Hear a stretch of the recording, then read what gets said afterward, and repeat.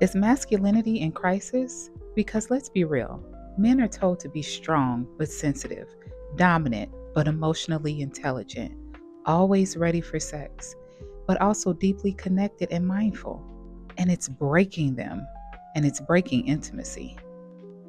But masculinity is evolving. But how is it really affecting your sex life? Let's talk about why this conversation matters.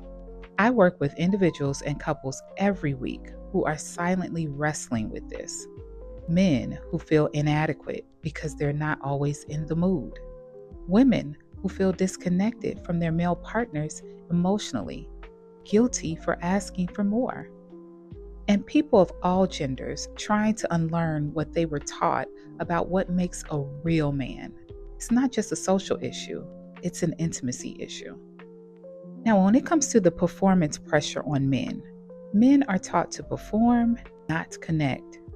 Early on, boys are taught, don't cry, be tough, never show weakness, and in the bedroom, be hard, dominant, and always ready. This often leads to performance anxiety, erect out issues, disconnection from true desire, difficulty with emotional intimacy. Here's a quote for you. When you treat sex like a performance, you stop showing up as a person. Now, vulnerability, which is the missing piece in men's intimacy. Here's what I often see in sessions.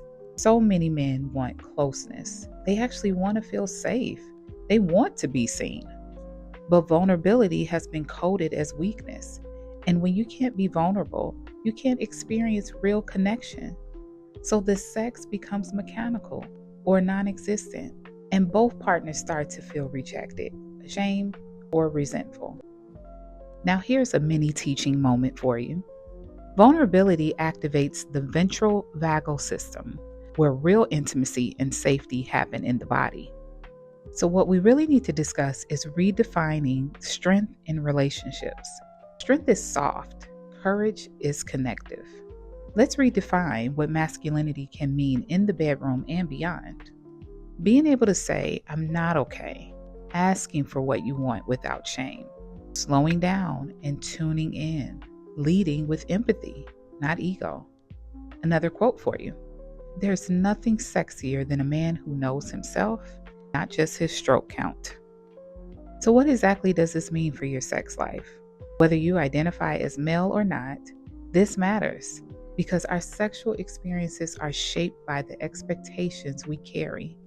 And when masculinity is rigid, sex becomes robotic. But when we allow masculinity to expand, sex becomes relational.